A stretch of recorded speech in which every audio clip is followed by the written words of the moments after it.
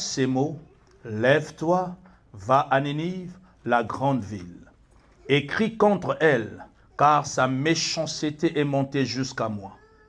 Et Jonas se leva pour s'enfuir à Tarsis, loin de la face de l'Éternel. Il descendit à Jaffo, et il trouva un navire qui allait à Tarsis. Il paya le prix du transport et s'embarqua pour aller avec les passagers à Tarsis, loin de la face de l'Éternel. Mais l'Éternel fit souffler sur la mer un vent impétueux, et il se leva sur la mer une grande tempête. Le navire menaçait de faire naufrage. Les mariniers eurent peur. Ils implorèrent chacun leur Dieu, et ils jetèrent dans la mer les objets qui étaient sur le navire, afin de se le rendre plus léger. Jonas descendit au fond du navire, se coucha et s'endormit profondément. Le pilote s'approcha de lui et lui dit, « Pourquoi dors-tu ? Lève-toi, invoque ton Dieu, peut-être voudra-t-il penser à nous et nous ne périrons pas. » Et ils se dirent l'un à l'autre, « Venez et tirons au sort pour savoir qui nous attire ce malheur. » Ils tirèrent au sort et le sort tomba sur Jonas. Alors ils lui dirent, « Dis-nous, qui nous attire ce malheur? Quelles sont tes affaires et d'où viens-tu? Quel est ton pays et de quel peuple es-tu? » Il leur répondit, « Je suis hébreu et je crains l'Éternel, le Dieu des cieux, qui a fait la mer et la terre. » Ces hommes eurent une grande frayeur et ils lui dirent, « Pourquoi as-tu fait cela? » Car ces hommes savaient qu'ils fuyaient loin de la face de l'Éternel parce qu'il le leur avait déclaré. Ils lui dirent, « Que te ferons-nous pour que la mer se calme envers nous? » Car la mer était de plus en plus orageuse. Il leur répondit, « Prenez-moi et jetez-moi dans la mer se calmera envers vous. Car je sais que c'est moi qui attire sur vous cette grande tempête. » Ces hommes ramaient pour gagner la terre, mais ils ne le purent, parce que la mer s'agitait toujours plus contre eux. Alors ils invoquèrent l'Éternel et dirent, « Ô Éternel, ne nous fais pas périr à cause de la vie de cet homme, et ne nous charge pas du sang innocent, car toi, Éternel, tu fais ce que tu veux. » Puis ils prirent Jonas et le jetèrent dans la mer, et la fureur de la mer s'apaisa. Ces hommes furent saisis d'une grande crainte de l'Éternel, et ils offrirent un sacrifice à l'Éternel et firent des vœux. Parole du Seigneur. Nous pouvons nous asseoir. Un long discours que nous venons de lire et qui regorge beaucoup de choses, mais je vais essayer de nous parler de quelques aspects qui certainement vont nous édifier pour que nous comprenions la pensée du Seigneur qu'il aimerait pour toi et moi cet après-midi, sinon tout au long de ce mois de juin. Le thème, il y en a plusieurs que nous pouvons tirer de ce chapitre que nous venons de lire, mais nous allons aborder un thème qui nous attire ce malheur. Voilà notre thème. Qui nous attire ce malheur? Pose la question à ton voisin. Si tu n'en as pas, cela veut dire que tu as besoin d'un voisin, d'une voisine. Et dis à ta voisine, qui t'attire ce malheur? Ou dis à ton voisin, qui t'attire ce malheur? Dis-lui un peu, pose-lui la question, mais qui t'attire ce malheur? Qui est en train de t'attirer ce malheur? Ou qui m'attire ce malheur? Toi aussi lui dis, mais toi-même qui t'attire ton malheur aussi? Qui t'attire ton malheur?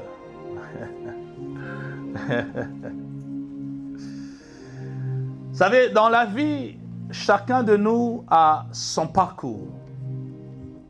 Nous avons marché, nous avons connu beaucoup de choses, beaucoup de paramètres.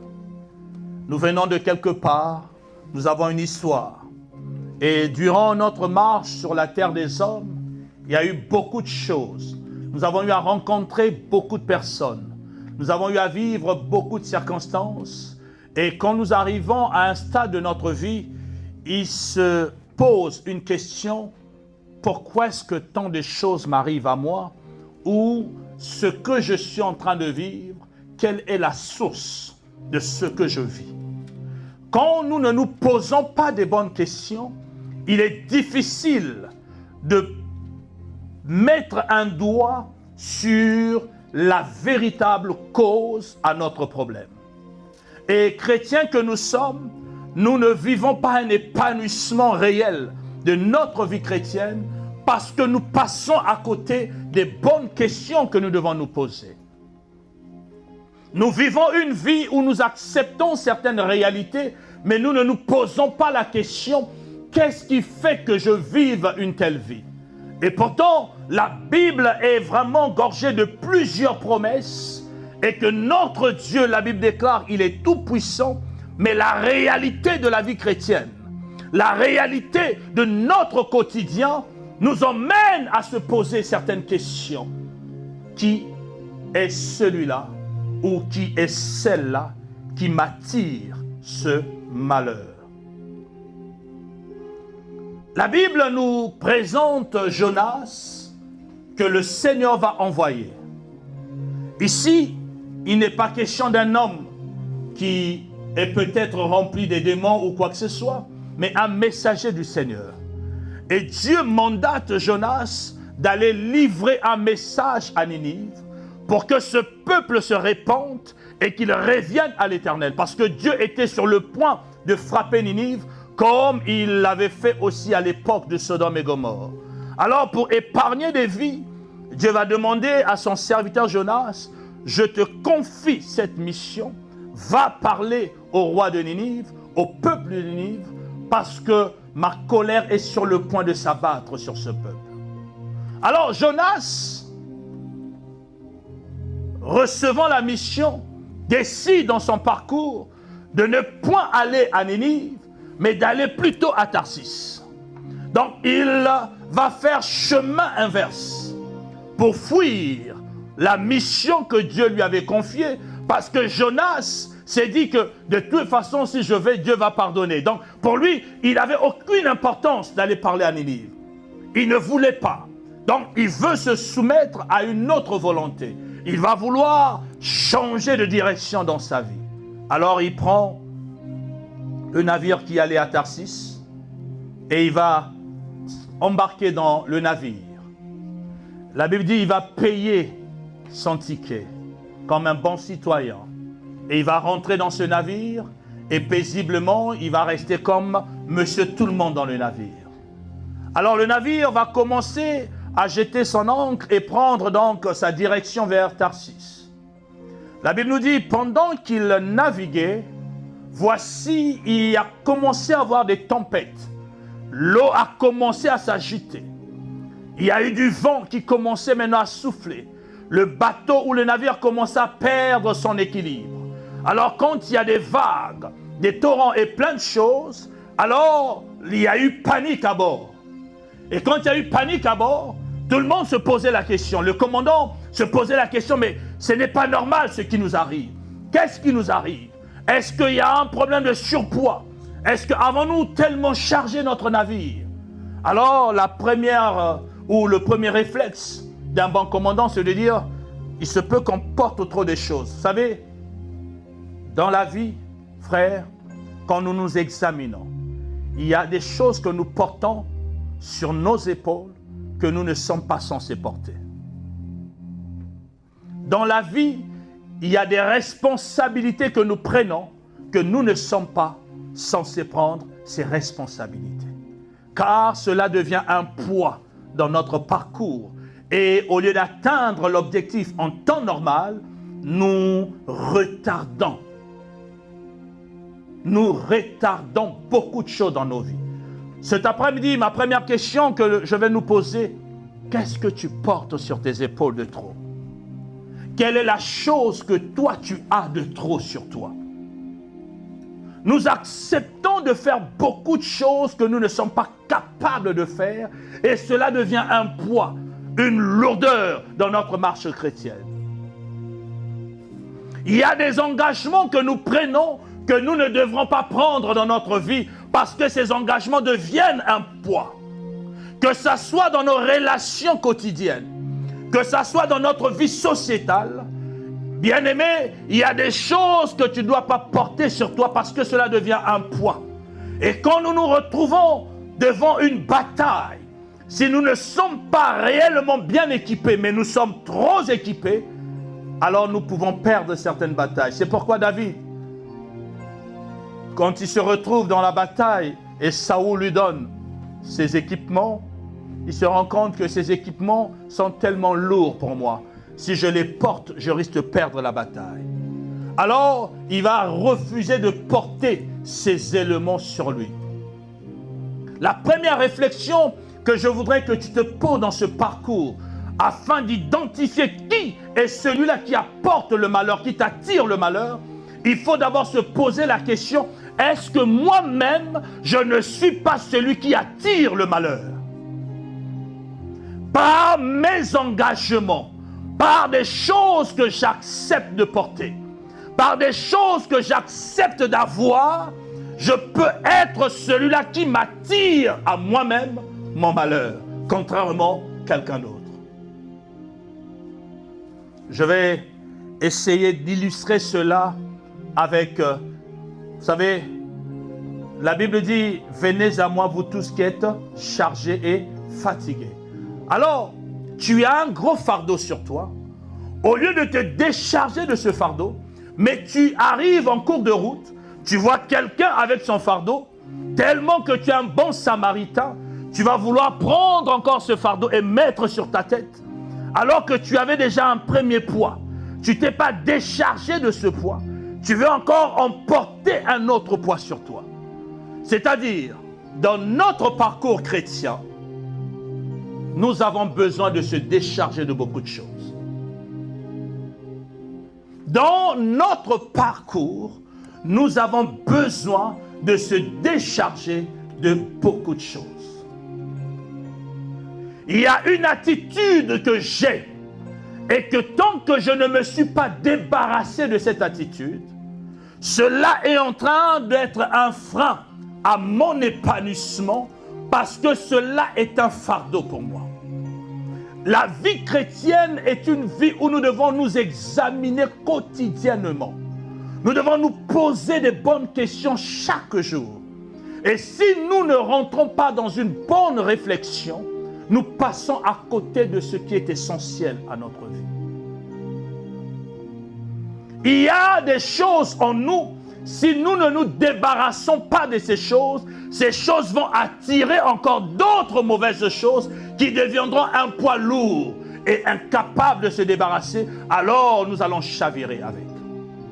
Vous savez, quand vous êtes dans l'eau, si vous portez du poids, au lieu que vous remontez vers la surface, mais cela va plutôt vous entraîner vers les profondeurs. Or, plus je vais dans la profondeur, je ne suis pas un poisson, je vais commencer à suffoquer et alors c'est la mort qui va m'apprendre, qui va finir par arriver. Mais si je me débarrasse des choses étant dans l'eau, par rapport à la notion de la gravité, je vais être poussé vers la surface. Donc, je vais avoir plus de chances de vivre que de mourir. Et dans notre parcours, il est important que nous réalisons qu'il y a des choses que nous devons nous débarrasser. Physique comme spirituel. Sinon, si nous ne faisons pas cela, c'est à notre risque et péril. Et nous allons retarder beaucoup de choses. Je voudrais cet après-midi emmener chacun de nous à réfléchir le pourquoi est-ce que ma vie n'avance pas ou le pourquoi est-ce que certaines choses n'arrivent pas dans ma vie, mais arrivent dans la cour des autres. Au lieu de jalouser mon prochain, au lieu de jalouser l'autre, mais posons-nous plutôt la question, qu'est-ce que j'ai en moi qui attire le malheur dans ma vie et qui fait que je ne puisse pas vivre le bonheur? En prenant le cas de Jonas, le fait de fuir la mission que Dieu lui avait confiée, Jonas devenait un trait ou alors devenait une source de malheur. Il devenait quelqu'un qui attirait non pas la bénédiction, mais qui attirait maintenant le malheur. En fonction d'une désobéissance dans ma vie, je peux aussi être celui qui attire le malheur à ma vie, au lieu d'accuser l'autre. Au lieu d'accuser mon frère, au lieu d'accuser ma soeur, je dois m'examiner moi-même.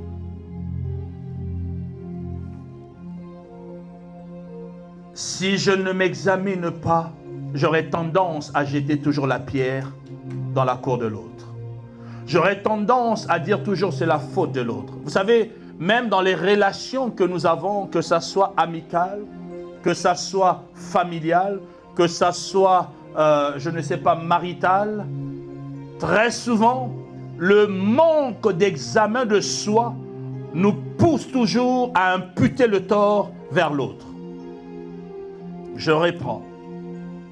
Dans nos relations amicales, comme dans nos relations maritales ou dans nos relations familiales, très souvent le manque d'examen personnel nous pousse à imputer le tort envers l'autre.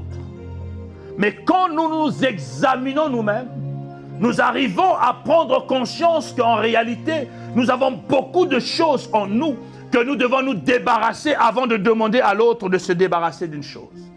Et l'exemple palpable, c'est celui que le Seigneur Jésus va nous enseigner en disant, avant de demander à l'autre d'enlever la paille qui est dans son œil, enlève d'abord la poutre qui est dans ton œil.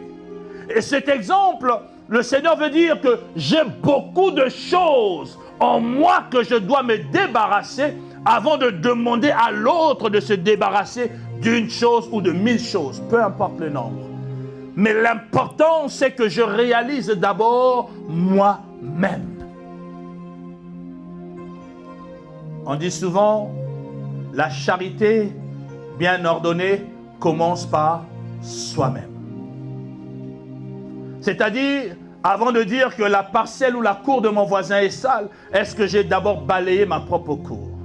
Est-ce que j'ai d'abord nettoyé ma propre cour? Est-ce que j'ai pris soin de ranger ou d'arranger ou de faire que chez moi tout soit ordonné avant de reprocher à l'autre? Mon premier point que je mets vraiment l'emphase, c'est que chacun de nous doit s'examiner. Dans le combat chrétien ou dans notre parcours, si nous manquons l'étape d'examen personnel, bien aimé, il y a des choses que toi-même tu ne vas pas connaître ou tu vas manquer de découvrir ta personnalité par le manque d'un examen clair et net de ta vie. Il y a des choses que tu vas découvrir en toi comme talent, capacité ou défaut. Tu ne pourras les découvrir que quand tu vas rentrer dans un examen profond de ta personne. Je voudrais que toi et moi, nous allons devant le miroir et que nous nous mirons devant la parole de Dieu. Parce que la parole est claire pour nous donner un bon reflet de notre personne. Et si nous ne nous mirons pas devant la parole, nous pouvons passer à côté de beaucoup de choses. Alors pose-toi un peu la question, est-ce que tu te connais? Je vais nous donner un exemple. Je vais dire à quelqu'un que tu as une grosse tête. Ok? Je dis, bon, excusez-moi, je préfère prendre mon fils béni, au moins il ne va pas se fâcher contre moi. Si je te dis, toi tu vas te fâcher. Non, le pasteur m'a dit. Je dis par exemple, béni a une petite tête. Ah, il se fâche. Dis non, comment tu peux dire que j'ai une petite tête? S'il se fâche, c'est parce qu'il ne connaît pas sa tête. En réalité, si je sais qui je suis, même si tu me dis j'ai une petite tête, moi je sais que j'ai une grosse tête, en quoi est-ce que je vais me fâcher? Et si je dis que tu as une petite tête, effectivement tu as une petite tête, en quoi aussi tu vas te fâcher? Parce que je sais que j'ai une petite tête. Donc ce que tu as dit n'est pas nouveau. C'est moi, c'est ma tête. Si quelqu'un me dit, pasteur, tu as une calvitie. Mais non, qu'est-ce que tu as dit de nouveau sur ma vie que moi je veux me fâcher parce que tu dis que j'ai une calvitie? C'est que je ne me connais pas. Si je me fâche et que je vais devant le miroir et je me mire et je réalise que j'ai une calvitie, alors c'est parce que je ne me connaissais pas. Je n'ai pas eu le temps de m'examiner moi-même. En fait, le fait de pouvoir jeter un regard sur sa propre personne, met en lumière les qualités et les défauts. Et quand je connais mes qualités, quand on me dit, je ne vais pas me fâcher parce que c'est une qualité que je connais ou alors un défaut que je connais. Alors, je nous emmène à nous examiner. Est-ce que tu te connais réellement? Est-ce que je me connais réellement? La Bible nous pousse à une profonde analyse de notre vie afin que nous puissions connaître la véritable identité de chacun de nous. Frère, si tu arrives quelque part et tu ne prends pas le temps d'examiner même les lieux, tu risques de passer à côté. Je nous donne un exemple. Et très souvent, quand nous arrivons dans un quartier, vous arrivez dans un secteur, ici par exemple, nous sommes en train de louer. Et je parie que parmi nous, il y a des gens qui ne connaissent qu'une seule sortie pour arriver ici. Si on vous emmène derrière le bâtiment, vous êtes perdu. Vous ne savez plus par où passer. Parce qu'on ne prend pas le temps d'examiner le lieu. On ne prend pas le temps de jeter un regard. Vous savez, un bon flic, un bon militaire, un bon soldat, quand il arrive quelque part, le premier réflexe, c'est d'identifier le nombre de sorties potentielles qui se trouvent autour. Un bon flic, s'il arrive dans un lieu ou dans une maison, quand il s'assoit, la première des choses qu'il devrait faire, c'est d'examiner combien de sorties possibles j'ai. Au cas où il y a quelque chose, je sais que je peux sortir par la fenêtre, je peux sortir par telle porte, ou alors j'identifie les possibilités que l'ennemi peut rentrer par là, par là, par là. Alors cela me donne une position. Un bon flic ne s'assoit jamais derrière la porte d'entrée comme ça, donnant dos. Ce n'est pas un bon flic. Un bon flic arrive quelque part, il doit avoir son regard sur toutes les portes.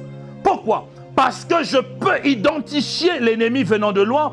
Comme s'il y a un problème, je peux prendre la poudre d'escampette en prenant cette porte, cette direction. Donc, ça nécessite un sens d'observation des lieux, une analyse des lieux. Et quand il arrive, il doit identifier qui fait quoi en ces lieux.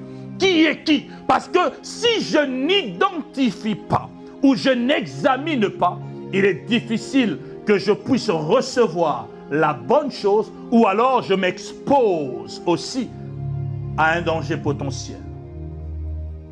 C'est pourquoi le sens d'examen doit être un sens qu'un chrétien doit cultiver, parce que si je dois identifier qui est celui qui m'attire le malheur, moi-même d'abord, je dois être celui qui doit s'examiner quotidiennement, parce que dans le domaine physique, comme dans le domaine spirituel, il y a des choses en nous qui attirent, comme des choses en nous qui repoussent.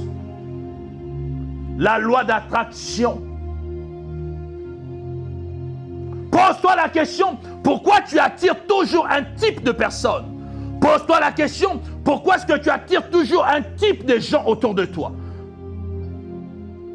Si tu ne t'examines pas, tu vas plus se faire des reproches. Non, ce sont eux qui me suivent. Non, parce que tu as quelque chose qui attire. Et on n'attire que selon son espèce. L'examen que je voudrais approfondir, est-ce que tu prends le temps de regarder qui tu es, ce que tu as? Est-ce que tu prends le temps de te poser des bonnes questions? Pourquoi est-ce que j'agis de la sorte? Pourquoi est-ce que je me comporte de la sorte? Pourquoi est-ce que je raisonne de la sorte? Pourquoi est-ce que je parle de la sorte? Pourquoi est-ce que je m'énerve facilement? Pourquoi est-ce que je me comporte de ceci? Pourquoi est-ce que j'agis comme cela? Pourquoi est-ce que je fais telle ou telle chose? Il faudrait que chacun de nous rentre dans un examen profond de sa personne. Parce que si tu ne t'examines pas, tu vas attirer des personnes que tu ne devrais pas attirer. Tu vas attirer des malheurs que tu ne devrais pas attirer. Il y a des choses, bien-aimés, tu ne peux te débarrasser de ces choses que si tu rentres dans un examen profond de ta personne.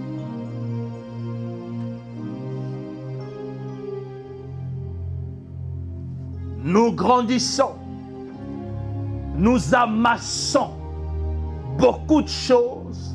Et si nous ne faisons pas l'examen, ces choses vont commencer à produire une certaine sémence en nous et vont commencer à nous orienter et à nous diriger, à avoir de l'ascendant dans notre façon de penser. Vous savez, si vous grandissez dans une maison où on vous traite d'idiot tout le temps, vous risquez de penser que vous êtes un idiot. Si vous grandissez avec quelqu'un qui vous dit « vous n'êtes pas belle » ou « vous n'êtes pas jolie », à force de vous le dire, et votre entourage aussi vous le dit, vous allez commencer à croire que vous n'êtes pas jolie et que personne ne peut vous aimer. Il y a des gens qui acceptent d'être des proies parce que non pas que ces personnes acceptent, mais c'est le fait qu'on a tellement martelé un disque.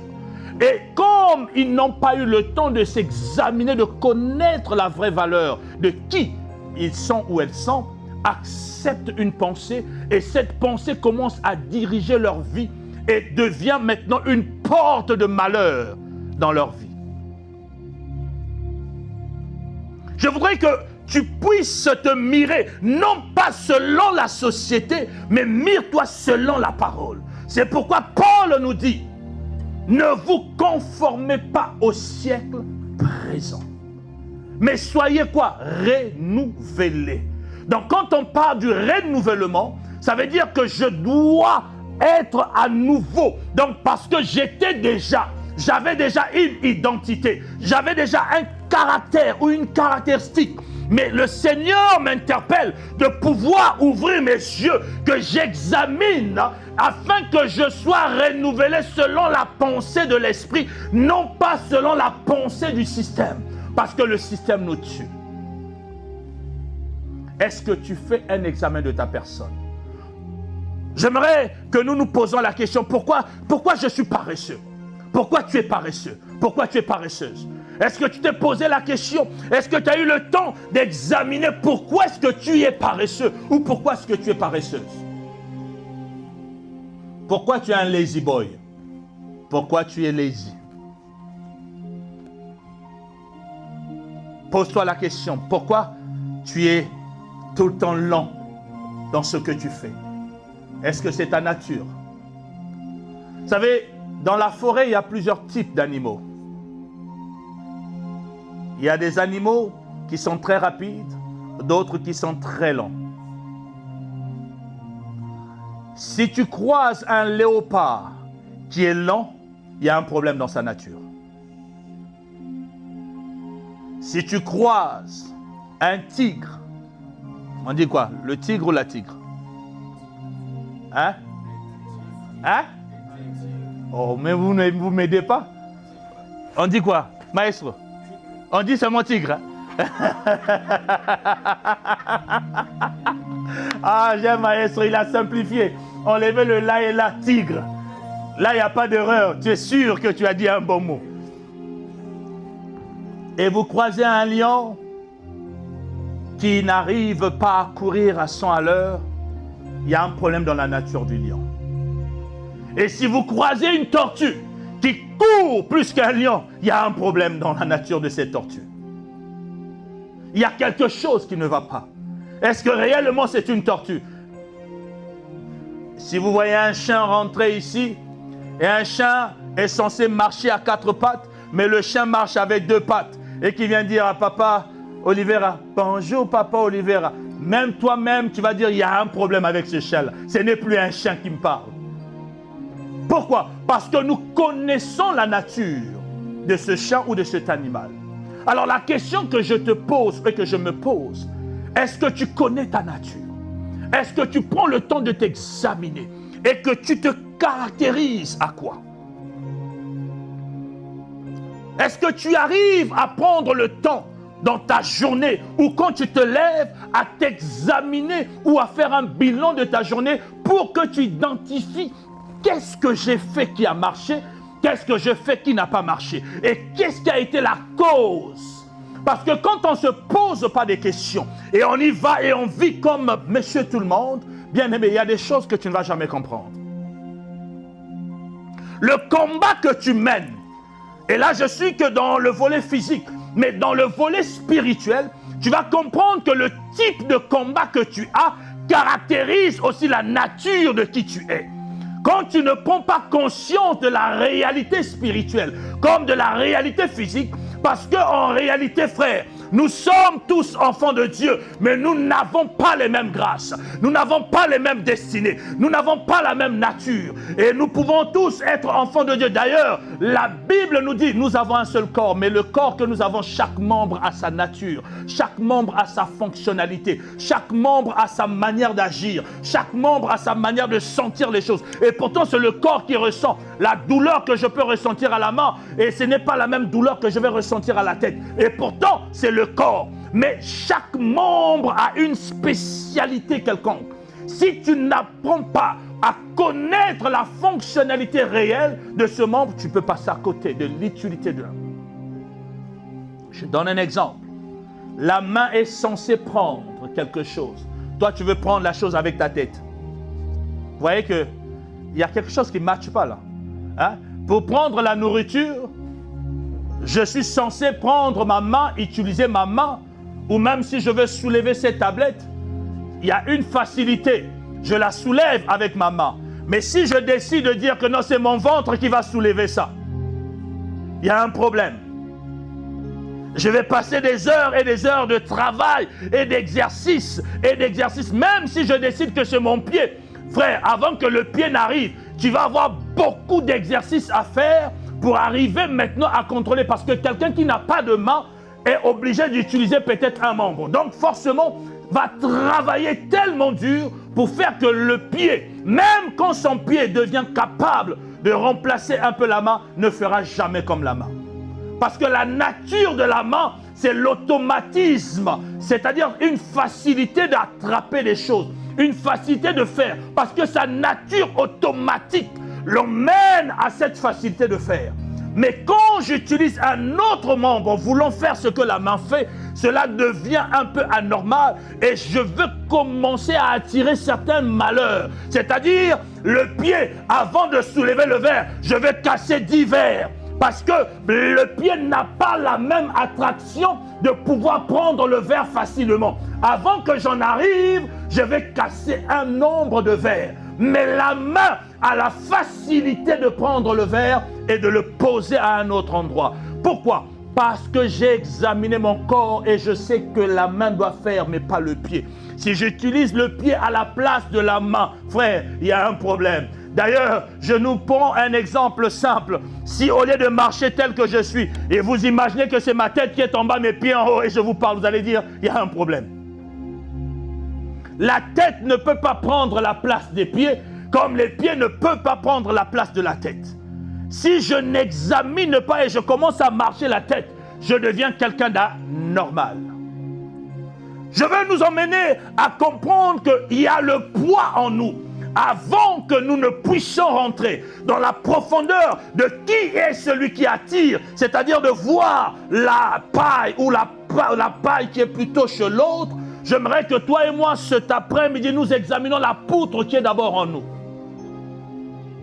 L'examen de ta personne emmènera à découvrir les compétences que tu as, t'emmènera à découvrir les capacités qui sont en toi. Mais si tu n'arrives pas à t'examiner, tu vas attirer des malheurs dans ta vie. Parce que frère, il y a des compétences en toi, tu sais que ça s'arrête à tel niveau. Si je vais au niveau C, je vais échouer. Mais comme tu ne te connais pas, tu vas oser aller au niveau C et l'échec. Et l'échec va commencer à emmener ce qu'on appelle de la déception en toi. Et tu vas croire que tu n'es pas capable. Mais parce que je ne suis pas appelé au niveau C. Moi, je suis appelé au niveau D. Je suis appelé au niveau A. Je suis appelé peut-être. L'examen de notre vie nous permettra d'éviter certains échecs. L'examen de notre vie nous permettra d'éviter certaines déceptions. Je donne un exemple concret. Tu aimes le calme. Tu vas épouser un gars comme moi qui parle beaucoup. Imagine maintenant, moi, matin, oh, on crie. Toi, tu vas souffrir. Pourquoi? Parce que toi, tu aimes le calme. Alors, ta nature est dans le calme. Ou alors, tu aimes un bosseur. Et tu vas épouser quelqu'un qui est comme la tortue. Le matin, toi, tu te lèves, mais la personne veut encore dormir 10 heures. Mais est-ce qu'il y a compatibilité dans ça? Pourquoi tu allais prendre une lionne, plutôt un lion, au lieu d'aller chercher une lionne, toi tu vas chercher la tortue comme épouse. Mais toi, quand tu es déjà arrivé à des kilomètres, elle est encore. Donc, qu'est-ce qui se passe? Tu es obligé de quitter là où tu étais, de revenir vers la tortue. Alors, cela crée maintenant un dysfonctionnement dans ta marche. Tant que tu ne t'examines pas, tu ne connaîtras pas quelle est la véritable nature que tu es censé avoir. En fait, avant de penser que tout le monde est un malheur autour de toi, mais en réalité, tu es le premier malheur à ta propre vie. Le manque de connaissance de mon identité devient mon propre malheur. Il y a tellement de choses qui attirent que nous allons voir et on va aller. Mais aujourd'hui, j'insiste d'abord sur l'examen de ma personne. Tu es appelé à être menuisier, mais toi tu décides d'être politicien. Tu échoueras dans la politique.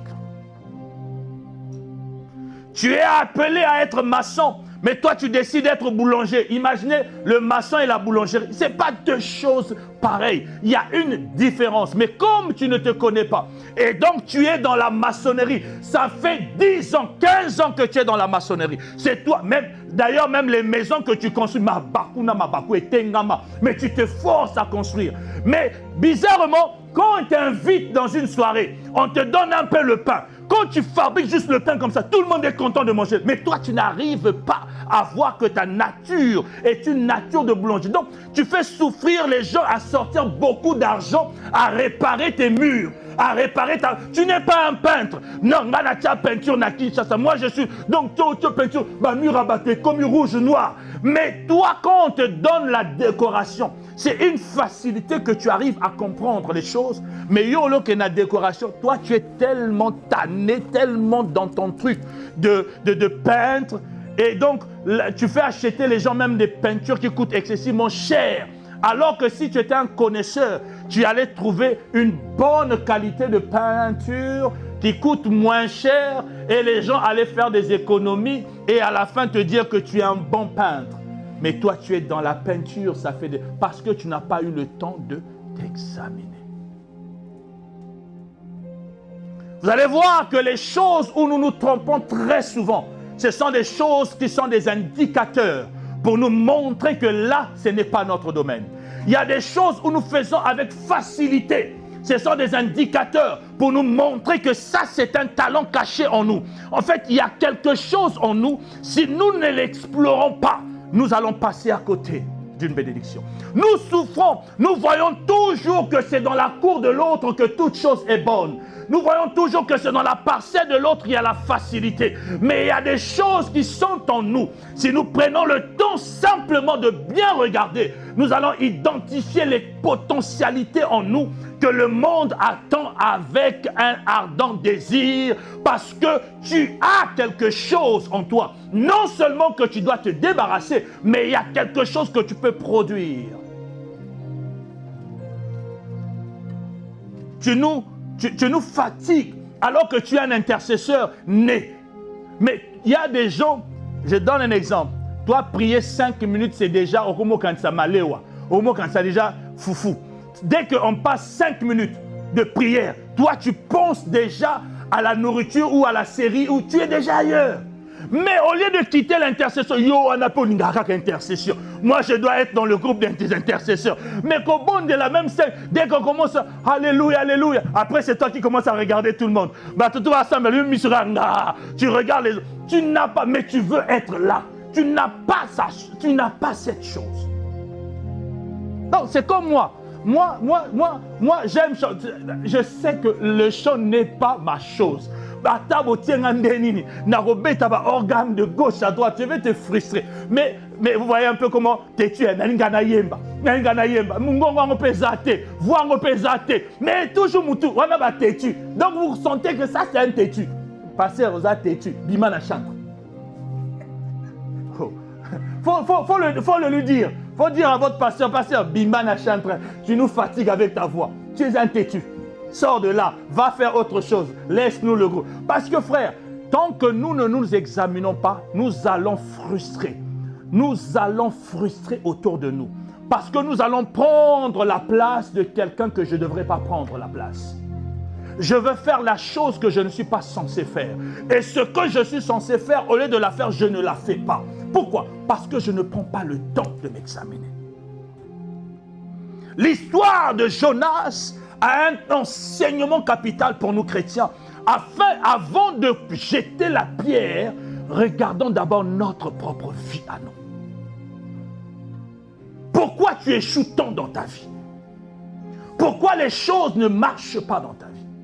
Avant d'accuser les sorciers de ta famille, avant d'accuser ton père, avant d'accuser ta mère, avant d'accuser la société, avant d'accuser le diable, avant même que tu commences à voir le diable, regarde d'abord ta propre vie. Examine d'abord ta propre vie. Tu n'as pas la compétence d'être un avocat, mais yo ça la littérature. Donc la langue, ta tête quand on te parle l'anglais, ça rentre. Au Lobinini, tu as dit quoi? My wife, my wolf, my. Donc l'anglais est difficile pour toi. La langue, c'est. Mais toi, si on te dit 1 plus 2 moins 2 divisé par 3, pouf, tu as la facilité de donner la réponse.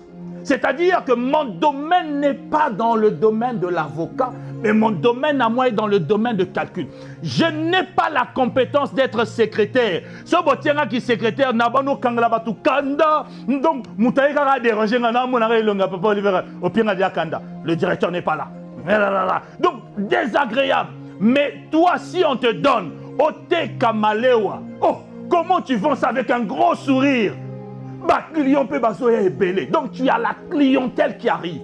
Tu as ce contact facile parce que tu es dans ton élément. Et pourtant, on part toujours d'un contact avec des gens. Mais le fait qu'on me met au secrétariat, n'ayant pas mon domaine, je deviens désagréable. Et pourtant, c'est toujours un service de contact avec des gens. Ou alors, je suis au téléphone. Dès qu'on m'appelle, déjà, il m'énerve au téléphone. Mais tu fais quoi, service à la clientèle? Dès que tu entends la voix de quelqu'un, tu es déjà fâché. Qu'est-ce que tu fais au service à la clientèle? Mais si on te prend, on va dire que tu es en train de servir les gens dehors. Tu partages des... Tu es à l'aise. Les gens même t'injurent, mais toi, ça te dit absolument rien. Les gens te critiquent, ça te dit absolument rien. Mais tu es toujours heureux de partager. Tu es heureux de donner aux gens. Tu es heureux de t'approcher et de servir les gens. Leur donner même de l'eau. La personne te renverse même de l'eau. Tu lui dis encore que Dieu te bénisse avec un sourire. Mais si on t'avait pris, on te met juste derrière un téléphone pour gérer les mêmes gens. Oh, tu me parles mal. Tu raccroches. Et tu changes d'emploi même parce que ça t'énerve. Parce que c'est... Mais tu veux juste rester là. Parce que tu prends le confort d'être... Non, frère. Examinons-nous. Nous sommes nous-mêmes les causes du retardement de notre bénédiction. Jonas a été lui-même le retardement de sa propre vie en n'obéissant pas à la direction de Ninive, mais en voulant partir dans la direction de Tarsis. Quelle est la direction de la vie que tu es en train de prendre? Quelle est la direction de ta foi chrétienne? Quelle est la direction que tu es en train de prendre et que tu donnes à ta vie? L'Église, tu es appelé à être quelque part, mais toi tu es encore ailleurs. Et toutes ces années que nous passons, tu es en train de perdre. Tu es en train de retarder. Et vous allez voir, Dieu est resté Dieu.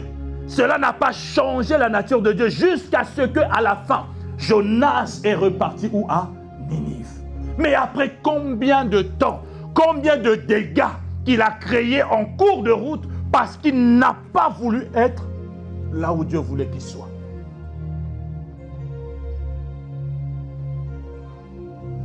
Dans la nature, je nous donne des exemples concrets encore, j'insiste là-dessus.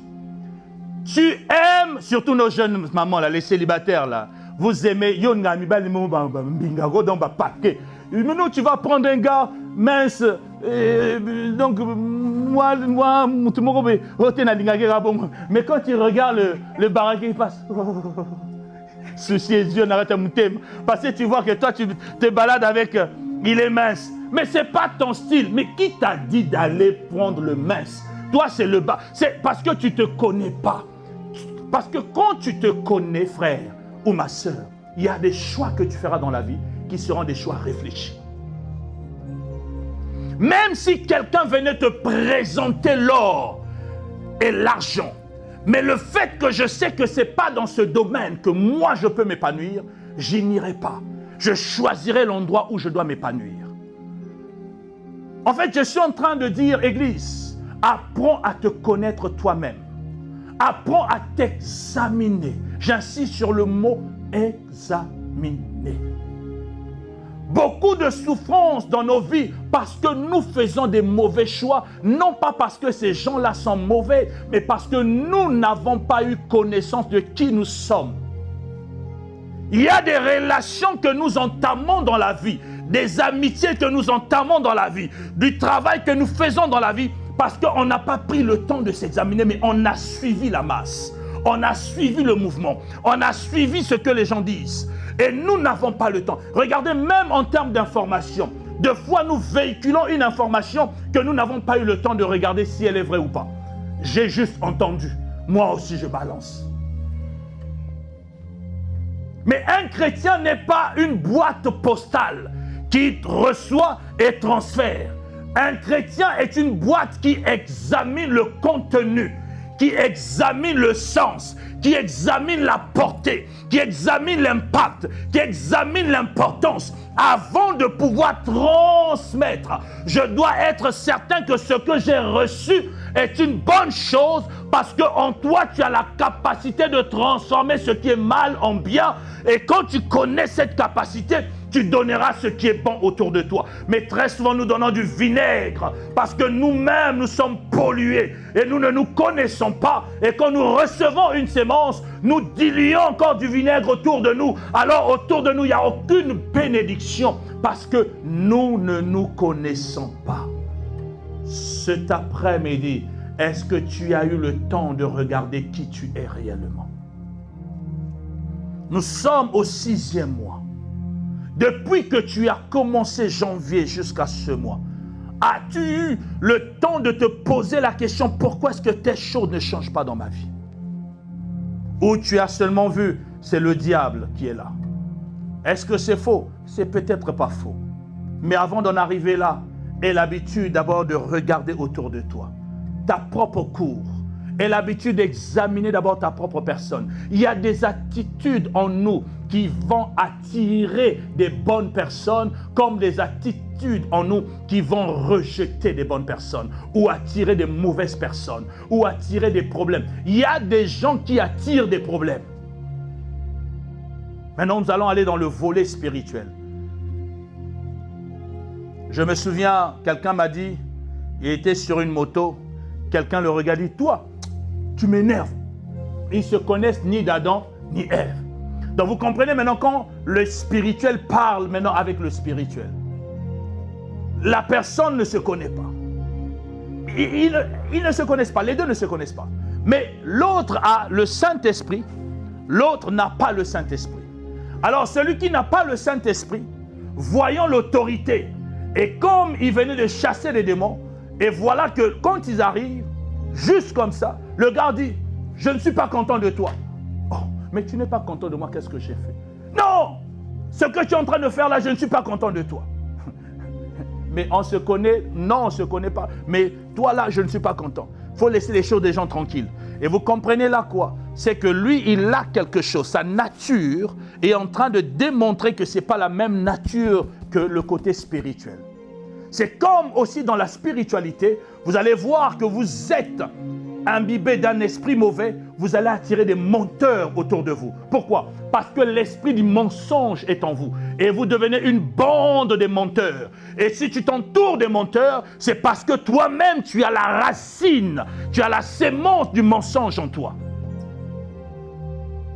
Regardez autour de nous, faisons un examen. Vous allez voir que autour, très souvent, nous avons des amis qui ont les mêmes défauts que nous.